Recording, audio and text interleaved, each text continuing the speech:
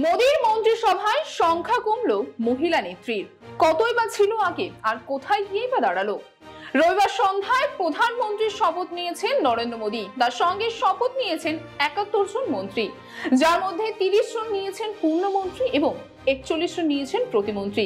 এবং এই পূর্ণমন্ত্রী এবং প্রতিমন্ত্রী মিলিয়ে টোটাল মহিলা নেত্রীর সংখ্যা কমলো মোদীর মন্ত্রিসভায়। তবে আগে কতটা ছিল? আমরা জানি যে 2019-এর লোকসভা নির্বাচনে জয়ের পরে প্রধানমন্ত্রীর মন্ত্রিসভায় 10 জন মহিলা মন্ত্রী ছিল এবং সেই সংখ্যা কমে কিন্তু এবার 7 জন মহিলা মন্ত্রীতে এসে দাঁড়িয়েছে। তবে কে কে হারালো সেই মন্ত্রিত্ব পদ, সেটা আপনাদের জানাবো। প্রথমে মন্ত্রিত্ব পদ হারানোর তালিকায় প্রথমেই রয়েছে স্মৃতি ইরানির নাম, তারপরে আছে ভারতী পাওয়ার, তারপরে আছে স্মার্টভি নিরঞ্জন জ্যোতি, তারপরে রয়েছে দর্শনা জারদৌস, মীনাক্ষী লেখি, তারপরে সর্বশেষ রয়েছে প্রতিমা ভৌমিক। এই কজনা হারিয়েছেন মন্ত্রীপদ, মহিলা মন্ত্রীপদ। এবং তারপরে চলে আসবো যারা যারা এবার মন্ত্রিত্ব পদে আছে, অর্থাৎ 7 জন পূর্ণ এবং প্রতিমন্ত্রী মিলিয়ে। এবার 7 জন পূর্ণ প্রতিমন্ত্রীর মধ্যে 2 জন পেয়েছেন পূর্ণমন্ত্রী এবং 5 জন রয়েছেন প্রতিমন্ত্রী। যে পূর্ণমন্ত্রীর সংখ্যার নামে প্রথমেই রয়েছে কিন্তু নির্মলা সীতারামন এবং তার পাশাপাশি অন্নপূর্ণা দেবী।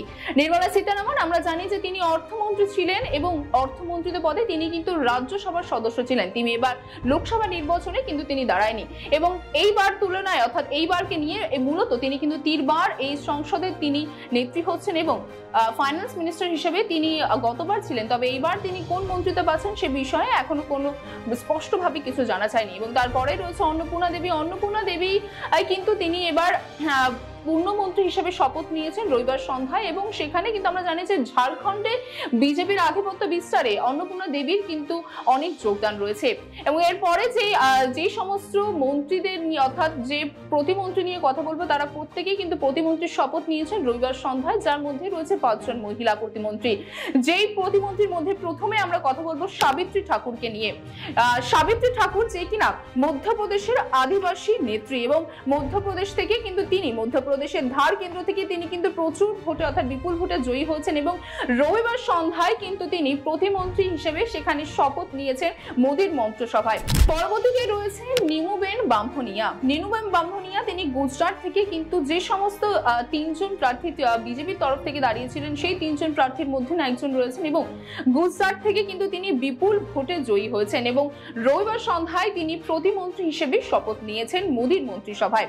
তারপরে চলে আসলো রক্ষা ঘোটসে। রক্ষা ঘোটসে কিন্তু মহারাষ্ট্রে যে প্রাক্তন একনাথ ঘোটসে বিজেপি নেতা ছিলেন সেই নেতার কিন্তু তিনি নাতনি এবং তিনি কিন্তু মধ্যপ্রদেশে বিপুল ভোটে জয়ী হয়েছেন এবং সেখান থেকে তিনি কিন্তু 3 বারের সাংসদ, আপনাদের প্রথমটা জানিয়ে রাখি। এবং তারপরেই তিনি কিন্তু রবিবার সন্ধ্যায় প্রতিমন্ত্রী হিসেবে তার শপথ গ্রহণ করেছেন এবং মোদীর মন্ত্রিসভার কিন্তু তিনি সদস্য হয়েছেন।